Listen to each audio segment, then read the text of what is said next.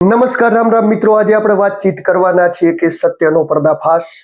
ક્રિશભાઈ ગજ્જર એ બંધ આંખે દુનિયાને નિહાળી શકે છે. આ ઘટના સત્ય છે કે જૂઠ છે કે ફરેબ છે, જેના વિશે આપણે આજે વાતચીત કરવાના છીએ અને એના વિશે ખૂબ જ ડિટેલમાં જવાના છીએ. પરંતુ એ પહેલા આપ જો વિડીયોની અંદર નવા આવ્યા તો મારી ચેનલને લાઈક, સબસ્ક્રાઇબ અને ફોલો કરી દો. તો મિત્રો, વાતચીત કરવી છે વિગતે. થોડા સમય અગાઉ વિજ્ઞાન મેળાની અંદરથી એક વિડીયો વાયરલ થયો અને જેની અંદર ઓઢા ગામના ક્રિશભાઈ ગજ્જર એ આંખે પાટા બાંધીને પણ જોઈ શકે છે અને જેની ચર્ચા સોશિયલ મીડિયા ઉપર ચાલી. વિડીયો ચાલતો ગયો, ચર્ચાઓ ચાલતી ગઈ. ત્યારબાદ આ ચર્ચાઓ અને વિડીયો એટલી હદ સુધી વાયરલ થયો કે ઘણા બધા લોકો એની મુલાકાતે આવી રહ્યા છે અને તેમાં ઈસરોના એક વૈજ્ઞાનિક એની મુલાકાતે આવ્યા અને એની મુલાકાત લઈ અને જાણવાની કોશિશ કરી કે આમાં સત્યતા શું છે.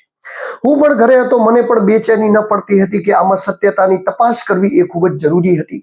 તો હું પણ ત્યાં ગયો, મેં પણ વિડીયો બનાવ્યો અને મારી યુટ્યુબના માધ્યમથી એ વિડીયો મૂકેલો છે કે જેની અંદર મેં બતાવ્યું છે કે એવો કેવી રીતે બંધ આંખે બધું જોઈ શકે છે. પરંતુ બંધ આંખે જે જોઈ શકે છે કોઈ આધ્યાત્મક છે, એ કોઈ ટેકનિક છે, એ કોઈ વિજ્ઞાન છે કે એ શું છે, એના વિશે આજે આપણે પર્દાફાશ કરવાના છીએ અને એના વિશે ડિટેલમાં જવાના છીએ. તો આપ વિડીયોની અંદર ધ્યાનથી બનેલા રહેજો. તો મિત્રો, પહેલા આપણે વાતચીત કરી લઈએ કે જે કરી શકે છે વિઝ્યુઅલ. આપણે હું બતાવી દઉં કે કેવી રીતે એનું બધું ફટાફટ એવો ઓળખી શકે છે. વ્યક્તિની આંખની નજીક જ્યારે આંગળી આવે ત્યારે બંધ થઈ જાય, એટલે કશું જ કહેતા કશું હવે દેખાતું નથી. હવે કોઈ પણ પત્તું ધારો કે ખીચીએ, આ કરીને આ ગમે અને એ અમને આપી દઈએ આપણે ક્રિશ. આ લીલો નંબર 5. તો આપ જોઈ રહ્યા છો ક્રિશ, જો એને ખબર નથી કે નોટની અંદર હું હજી લખી રહ્યો છું, માગી રહ્યો છે. આપ જોઈ લેજો, આ નામ જે લખેલું છે એ નામ આપણે એને આપવા જઈ રહ્યા છીએ. જોઈ લો. રાજકોટ 500 ની નોટ.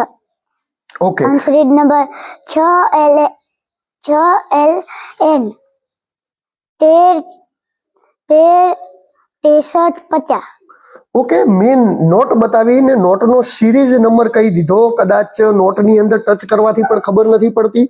જે ક્રિશે સિરીઝ નંબર કહ્યો જુઓ તમે, 6LN 13650. દિનેશ કુમાર ભગવાન ભાઈ ચૌધરી. પછી જન્મ તારીખ 9/1/1992. મિત્રો, આપણે જોયું, મેં અમને નોટ બતાવી, નોટની અંદર લખેલું બતાવ્યું, કલરના વિઝ્યુઅલ્સ બતાવ્યા, કાર્ડ બતાવ્યા. તો બધું જ એ સારી રીતે ઓળખી શકે છે ને કરી શકે છે. પણ એમ છતાં મને તસલ્લી ન થઈ તો હું એમને નીચે લઈ ગયો અને એમને સાયકલ ચલાવી શકે છે એવું સમાચાર મળતા એમને સાયકલ પણ ચલાવરાવી. કારણ કે આ જો આપ જોઈ શકો છો કે સાયકલ ચલાવી રહ્યો છે, આટલાની અંદર જઈ રહ્યો છે અને બધું જ એને વિઝ્યુઅલાઇઝ થઈ રહ્યું છે. નજર સમક્ષ છે. મેં આખો વિડીયો આનો બનાવીને મારી યુટ્યુબ ચેનલની અંદર મૂકેલો છે, જે આપ જોઈ શકો છો, જેના અંદર આખી મેં ડિટેલથી સમજાવું છે. પરંતુ આ સત્ય છે કે શું છે એના વિશે ઘણા બધા સવાલો થતા હતા. લોકો કહેતા હતા કે આ કરે છે તો કેવી રીતે કરે છે એ પણ જાણવું જરૂરી છે. તો એ જાણવા માટે આપણે ખૂબ જ ડિટેલમાં ગયા અને ક્રિશભાઈ ગજ્જરનું આપણે ઇન્ટરવ્યુ લીધું અને ઇન્ટરવ્યુ લઈ અને એમને સવાલો પૂછ્યા કે તમે આ કેવી રીતે કરી શકો છો, કે આ કેવી રીતે કર્યું, કે તમે આ દિવ્ય દ્રષ્ટિ પ્રાપ્ત થઈ તો તમને કેવી રીતે થઈ, જે વિશે હું આપણને બતાવવા જઈ રહ્યો છું. તો મિત્રો, આપણે વાતચીત કરી, તમને મેં બતાવ્યું કે ક્રિશ કેવી રીતે આ બધું કરી શકે છે. તમે જોયું કે કાર્ડના નંબર જોઈ શકે છે, કાર્ડની અંદર કેવા કલર છે જોઈ શકે છે. મેં મારા ડોક્યુમેન્ટ બતાવ્યા તો ડોક્યુમેન્ટની અંદર લખેલા નાના ઝીણા અક્ષરને પણ જે લખેલું છે એને વાંચી શકે છે. ત્યારબાદ બુકની અંદર આપણે લખીને બતાવ્યું કે તે જોઈ શકે છે. પરંતુ સૌથી મોટો સવાલ છે કે કેવી રીતે કરી શકે છે. અને આ કોઈ ચમત્કાર થયો, આ કોઈ વિજ્ઞાન છે, આ કોઈ શ્રદ્ધા છે, આ કોઈ આધ્યાત્મક છે કે આ વસ્તુ શું છે, જેના વિશે આપણે સમજવાનો ટ્રાય ક્રિશ જોડે જ વાતચીત કરીને કરીશું, જેથી આપ વિડીયોની અંદર બનેલા રહેજો. તો ક્રિશ, તું આ બધું કેવી રીતે જોઈ શકે છે, શું કરી શકે છે, તો કેવી રીતે તને આ બધું દેખાય છે, શું કરે? બ્રેન એક્સરસાઇઝ છે. બ્રેન એક્સરસાઇઝ અને ધ્યાન, મેડિટેશન, ગીત. ઓકે. બ્રેન એક્સરસાઇઝ કેવી રીતે કરાય? તો એનાથી શું થાય? ત્રીજી આંખ ખુલે. બ્રેન એક્સરસાઇઝ ઘણી બધી છે. ઓકે. એક એનાથી ત્રીજી આંખ ખુલે. ત્રીજી આંખ ક્યાં આવે? અહીંયા. ઓકે, એ ખુલે. પછી તું મેડિટેશન કેટલો ટાઈમ કરે છે? અડધો કલાક. મેડિટેશન કેવી રીતે કરે છે? શું સાંભળે છે? ધ્યાનમાં બેસી જાય છે પછી ગીત આવે છે. હા. એની અંદર જવાનું, ધ્યાનની અંદર જવા માટે એક મ્યુઝિક પ્લે થાય છે. મ્યુઝિકને પ્લે સાંભળી અને ક્રિશ એ ધ્યાનની અંદર બેસી જાય છે. અને પછી ધ્યાનની અંદર બેસે છે એટલે શું થાય છે, તને શું ફિલિંગ આવે છે, શું દેખાય છે એ ટાઈમે? અહીંયાથી બધું દેખાય. ત્યાંથી બધું દેખાય. શું જોઈ શકે તું ત્યાંથી? બધું જ સામે જે હોય, હા, નજરની સામે જે લાવો બધું જોઈ શકે કે ખાલી વાંચી જ શકે? નજરની સામે ગમે એટલા જોઈ શકું. નજરની સામે ગમે આવે એ જોઈ શકે અહીંયાથી. હા, જો મિત્રો આપ જોઈ શકો છો અહીંયાથી ક્રિશ કઈ પણ વસ્તુ જોઈ શકે છે.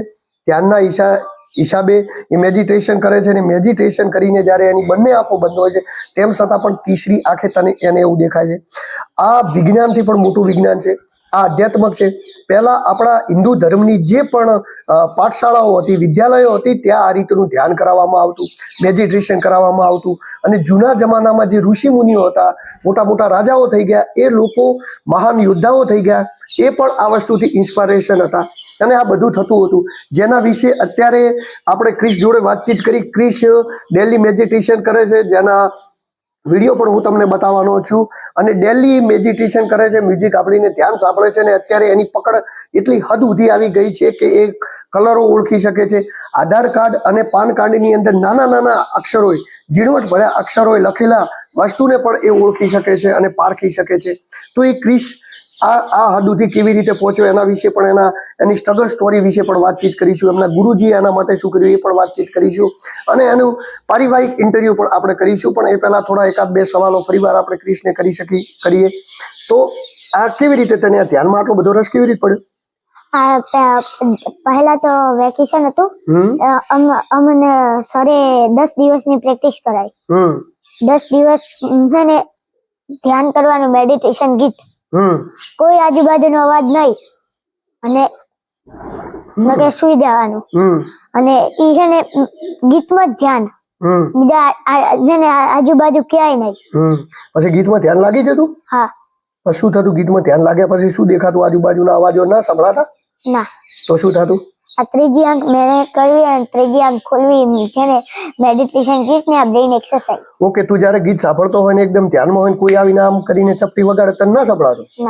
ના સંભળાતું. તારું ધ્યાન એ આજુબાજુના જે આ કલોલ કરતા પક્ષીઓ અત્યારે જે અવાજો આવી રહ્યા છે એ સમયે તને ના સંભળાતા? ઓકે, અને તને ડાયરેક્ટ જ વિઝ્યુઅલ થઈ જતું, સામેની વસ્તુઓ દેખાવા મળતી? હા.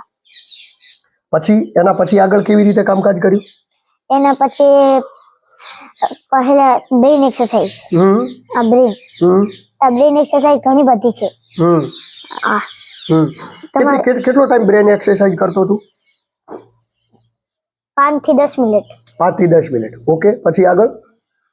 બ્રેઇન એક્સરસાઇઝ ઘણી બધી છે, એક નહીં, એક આ દેખો. ઓકે. પછી આ તમારી બધી ઓગળી હલશે પણ આ ઓગળી નહીં હલે. દેખો. અચ્છા, એટલે કોન્સન્ટ્રેશન લાવવા માટે. તો પછી કોન્સન્ટ્રેશન આવતું ગયું તો એના પછી તને આ એકદમ આ નામ વાંચવા માટે અને આ બધું તને એકદમ ક્લિયર ક્યારે આમ આપાસ થયો? ત્યારે તું વાંચી શકતો હતો? જ્યારે તારા આપણે દુપટ્ટાને આંખે બાંધીએ તો તું કાર્ડના કલર ઓળખી શકતો હતો? એ પછી કેટલા ટાઈમ પછી આમ થવા લાગ્યું ને? 10મા દિવસ પછી. 10મા દિવસ પછી? 10 દિવસની અંદર જ તને ખબર પડવા માંડી હતી. અને અત્યારે હવે ઓની આગળ તારો શું ગોલ છે? આમાં શું કરવાનું, શું કરી શકાય હજી આનાથી આગળ? કેટલી પ્રગતિ આમાં થઈ શકે? ઘણી બધી પ્રગતિ થઈ. બીજું શું શું કરી શકાય? ધ્યાન, ઘણું બધું કરી શકાય. ધ્યાન, મેડિટેશન ગીત. તમારે કરવું હોય તો આ ત્રીજી આંખ મેનેજ કરીએ તો એ મેડિટેશન ગીત જ સાંભળવાનું. એ મેડિટેશન ગીત સાંભળવાનું જે તું સાંભળે છે તો એનાથી ત્રીજી આંખ 100% ડેવલપ થાય. તો આજે મારે એનું લઈ જવું છે. ગીત આપીશ મને? કોણે આપ્યું હતું તને ગીત? સાહેબે આપ્યું હતું. અચ્છા, તારા ગુરુ છે? શું નામ છે એમનું? દિનેશભાઈ. ઓકે, એને તને ટ્રેન કર્યો છે આના માટે? ઓકે, તો આપણે દિનેશભાઈ જોડે પણ વાતચીત કરીશું. એમના ગુરુ કેવી રીતે ટ્રેન કર્યો પણ ખૂબ જ જાણવા જેવી વસ્તુ છે, તો એમના જોડેથી એ પણ જાણીશું મિત્રો. તો આ તો ક્રિશ જેના વિશે આપણે વાતચીત કરી. તો અત્યારે વિજ્ઞાન અને વિજ્ઞાનની ટેકનોલોજી છે, ત્યારબાદ આધ્યાત્મક છે, અને ઘણા બધા મુદ્દાઓ ઘણીવાર ઉઠતા રહ્યા છે. કોઈ શ્રદ્ધા, અણશ્રદ્ધા, વિજ્ઞાન, ટેકનોલોજી અને ત્યારબાદ જે આધ્યાત્મક છે એના વિષય ઉપર ઘણા અણબનાર સવાલો થતા રહ્યા છે, ક્યારેક એવા ચમત્કારો થતા હોય છે કે જેને લોકો યકીન પણ નથી કરી શકતા. તો આ એક પ્રકારનો ચમત્કાર જ માની શકાય, કારણ કે આ લેવલનું ધ્યાન કરવું કે આ લેવલનું કોન્સન્ટ્રેશન કરવું એ પણ ખૂબ જ ઊંચા લેવલની નોલેજ, ઊંચા લેવલનું એનું જ્ઞાન અને ઊંચા લેવલનું આધ્યાત્મક હોય તો જ કરી શકાય છે. એટલે મિત્રો ક્યારેક ક્યારેક એવું થતું હોય છે કે જે આપણી સમજણની બહાર હોય છે, પરંતુ આવું પહેલા પણ થતું હતું ને પહેલા જમાનાની અંદર આપણા ઋષિમુનિઓ, આપણી સંસ્કૃતિ જે જળવાઈ હતી એ અત્યારે આ છે. તો મારા મત મુજબ તો એવું છે કે બાળકોની અંદર આપણે જે અત્યારના યુગનું જે ભણતર કરાવીએ છીએ એના કરતાં જે જૂના જમાનાની અંદર આપણા વિદ્યાપીઠોની અંદર જે ભણાવવામાં આવતું હતું એ ભણાવવું જોઈએ. કારણ કે જે બંધ આંખે જોઈ શકે છે, જો તમે વિચાર કરો કે બંધ આંખે જોઈ શકે છે, જેની આંખો છે એ બંધ આંખે જોઈ શકે છે, તો ત્યારબાદ જે અંધ લોકો છે, એવા લોકો છે કે જેમને જોઈ નથી શકતા, એમને જીવનમાં ઘણી બધી તકલીફ પડે છે. જો એમને આ મેડિટેશન, આ ધ્યાન, આ વસ્તુ સુધી લઈ જવામાં આવે તો એ અમને ત્રીજી આંખ દ્વારા, દિવ્ય શક્તિ દ્વારા એ એમના રોજિંદા કાર્યો કરી શકે એવું જોઈ શકીએ. તો હવે વાતચીત કરીશું આમાં ડિટેલમાં કે કેવી રીતે આ વસ્તુની અંદરનું આટલું ધ્યાન, આટલું મેડિટેશન અને આ લેવલનો ચમત્કાર વિશે કેવી રીતે કર્યો તો એમના ગુરુ જોડે જાણીશું ને એમના જોડે વાતચીત કરીશું. મિત્રો આપ વિડીયોમાં બનેલા રહેજો. તો મિત્રો તમે આખું ઇન્ટરવ્યુ જોયું, આખું ઇન્ટરવ્યુ નિહાળ્યું, હમણાં વાતચીત કરી થર્ડ આઈ કેવી રીતે ખુલી શકે છે, થર્ડ આઈની પ્રોસેસની વાત કરી જે જૂના જમાનામાં ઋષિ મુનિઓને કરતા હતા. શું આ સત્ય હકીકત છે કે નહીં એની તમામ તપાસ મેં કરી. તો અત્યાર સુધી તો મને લાગી રહ્યું છે કે બંધ આંખે કોઈના કોઈ રીતે, કંઈ પણ રીતે એને ધ્યાન કરે છે, મેડિટેશન કરે છે અને એના હિસાબે એની થર્ડ આઈ ડેવલપ થઈ છે અને થર્ડ આઈ જે ડેવલપ થઈ છે એના હિસાબે બંધ આંખે પણ બધું જોઈ શકે છે. અને આ ઘટના કોઈ અહીંની નથી, આવી ઘણી બધી ઘટનાઓ બની છે. જેમ કે જેઓ ચક્ષુ જેમને હોતા નથી, જેઓ કે મતલબ અંધ હોય છે જન્મથી, અથવા તો કોઈ રીતે અંધ થઈ જાય છે, એવા લોકોની પણ થર્ડ આઈ ડેવલપ થાય છે અને એવો પણ ચાલતા, હરતા, ફરતા પોતપોતાની રીતે ગમે ત્યારે થર્ડ આઈથી કંઈક ને કંઈક જોઈ શકે છે, કંઈક ને કંઈક નિહાળી શકે છે, આજુબાજુનું વિઝ્યુઅલ કરી શકે છે. અને આ થર્ડ આઈનું મહત્વ એ ઘણા બધા આપણા આધ્યાત્મકોમાં પણ રહેલું છે, ઘણા બધા શાસ્ત્રોમાં પણ રહેલું છે. તો આવનારા સમયની અંદર બાળકો, આ વિદ્યાર્થી પ્રશિક્ષિત થાય અને જે વિદ્યાઓ અત્યારે ભણાવવામાં આવી રહી છે એની અંદર આ વિદ્યા ઉમેરવામાં આવે એવી વાત સાથે હું આપને મળીશ નવા વિડીયોની અંદર કે આ પ્રશિક્ષણ કેવી રીતે આવ્યું. કારણ કે આપણા મનની અંદર સતત કુતૂહલ જાગતું રહ્યું છે કે આ શીખ્યા તો કેવી રીતે શીખ્યા તો ગુરુએ શીખવાડ્યું તો કોણે શીખવાડ્યું, ગુરુને કોણે શીખવાડ્યું. તો હવેના એપિસોડમાં આપણે વાતચીત કરીશું કે આ ક્રિશભાઈને કોણે શીખવાડ્યું અને ક્રિશભાઈ જો એ શીખ્યા તો જે એમના ગુરુ જોડેથી શીખ્યા તો એમના ગુરુને આ વિદ્યા કોણે શીખવાડી એના વિશે આપણે ડિટેલમાં જઈશું ને આની પૂરેપૂરી ચાલ પડતાલ કરીશું. પરંતુ અત્યારે બસ આટલું જ. નમસ્કાર, રામ રામ, હું દિલુ ચૌધરી.